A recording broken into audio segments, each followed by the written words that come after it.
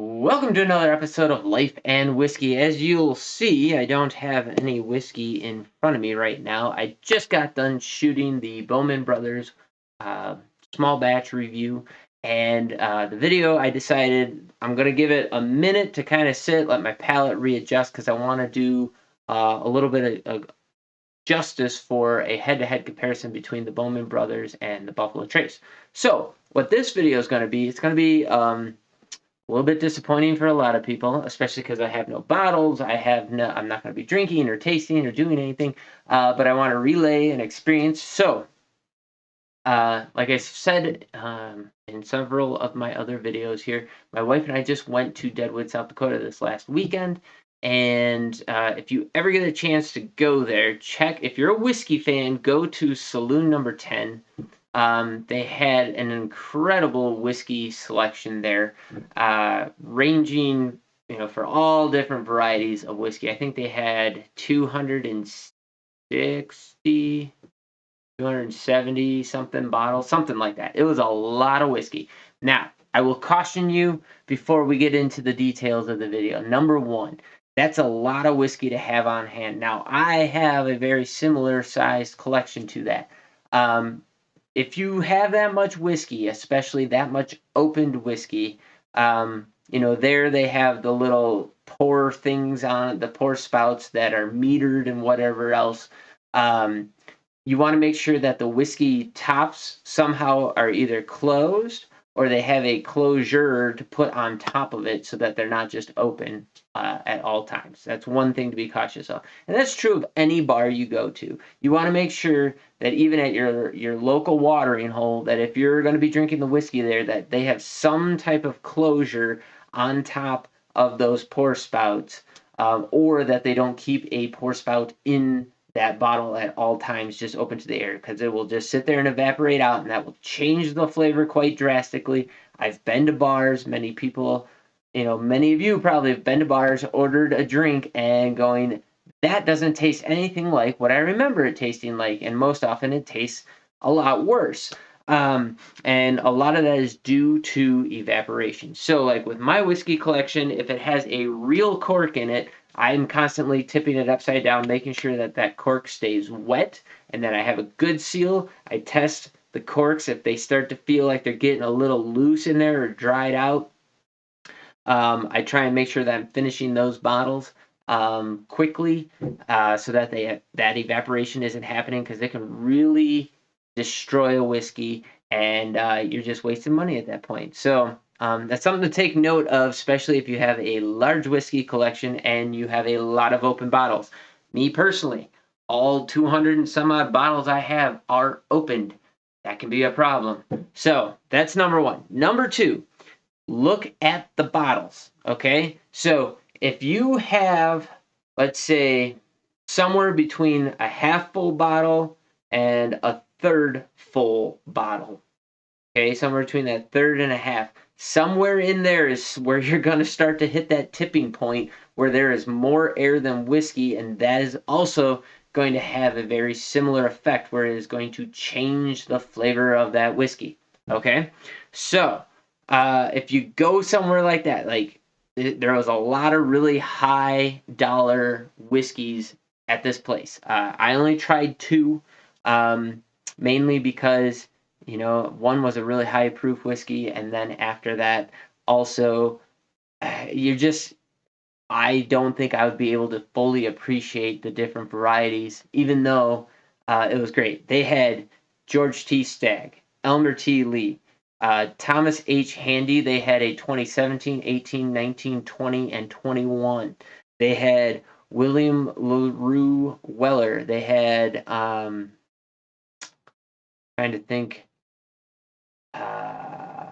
I didn't even really pay all that much attention because a lot of things were just stuff that I could readily buy a bottle of. But like, when you start getting, they had the Colonel E.H. Taylor, the small batch, the single barrel, and the cask strength. Might be cask strength. I don't remember, but they had the three different Colonel E.H. Taylors there. And I'm only speaking to the Buffalo Trace products right now because typically those are the most ridiculous to find. outrageously priced whiskeys that I'm aware of right now that most whiskey fans or bourbon fans are aware of. There are plenty of other things out there that are extremely expensive, hard to find or whatever, but the average person, especially here in America, is probably unaware of a lot of that stuff. So that's why I'm speaking to those. But they had all kinds of excellent bottles there. Kind of expensive to try some of that stuff. So I will say I did not try any of the Thomas H. Handy stuff. I really would like to. Someday it would be awesome to be able to do a flight and just do a pour versus pour. But I want to say the 2017 was something like $60 or $80 for that pour, and then each year was like $5 or $10 less going down. So you'd be into it for, 200 and something bucks or something like that if you were to do the whole thing. That's another reason why I only chose a couple. And so I went with the I went with the BTAC, the William Larue Weller. I don't remember if it was 2021 or 2022. I believe it was 2022. The bottle was more than half full. And then the other pour that I got was Elmer T. Lee. Also, Elmer T. Lee, 5 years ago, 8 years ago, used to be a $40 bottle that you could pick up almost anywhere at any time reasonably. And, along with all the allocated crap that Buffalo Trace has going on, I don't even know what a reasonable price is. In my mind, I'm saying like $100 or something like that. It's a 90 proof whiskey though. I mean, it shouldn't be that much, but let's just say you could find it for $100, right? So I got a pour of that. So a 1 ounce pour. So it was either an ounce or an ounce and a half, but it wasn't like a 2 or 2.5 ounce pour. Was $20 for the Elmer T. Lee, and then the William Larue Weller was $40 for the same amount.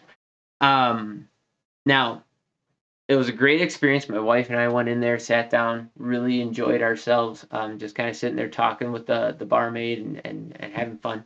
I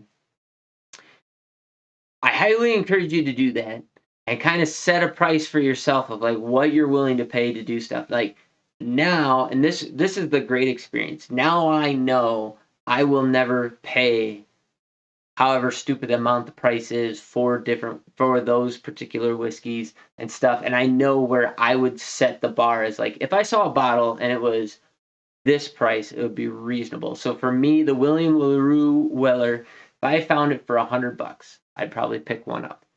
The Elmer T. Lee, if I found for 60, maybe $75, I'd pick one up. But definitely, if it was anything less than that, I'd definitely pick one up. Anything more than that, I'm out. They're good whiskeys. They're not mind-blowing. So let's start with the William Larue Weller. The first thing we noticed, I want to say it was like 124.6 or 7 proof. So it was hot. Coming out of the glass. Now, these were like open top shot. I mean, they were glasses like this, but a little bit bigger. They were not Glencairns or anything like that. They weren't tulip shaped glasses. If you ask for a neat pour, that's typically the kind of glass that you're going to get if it's not put into a rocks glass. And coming off of that, you could smell the ethanol quite a bit, but it was just a brown sugar bomb. It just smacked you in the face as hard as possible. Brown sugar was the only note that I got on the nose for quite a while. After a little bit of water and a little bit of time, it switched into a molasses. But that was it. It was just brown sugar. It was all I was getting off that nose. The taste was very much the same thing. Like it was very sweet forward, very brown sugar. It matched the nose very, very well. It pushed into a little bit of that light fruit, apple kind of middle, some caramel and vanilla, some heavy oak kind of pushing into the finish. And then the finish was kind of ruined be honest, the flavor disappeared and the ethanol it just came out and punched you in the face. It really took away from the finish of that whiskey and your ability to enjoy it. Because of that, my wife and I literally put 4 droplets of water into the whiskey, and it just opened up the nose tremendously. It was still heavy brown sugar, and then the molasses came through, but you were able to get a little bit of that apple out of there, and a couple of other notes. But just like it was like a dense brown sugar to start with, and then after that, those couple of droplets of water, it just opened up your ability to kind of parse things out. On the flavor, it moved that ethanol impact. It took and it tamped it down, so it was a lot more tolerable.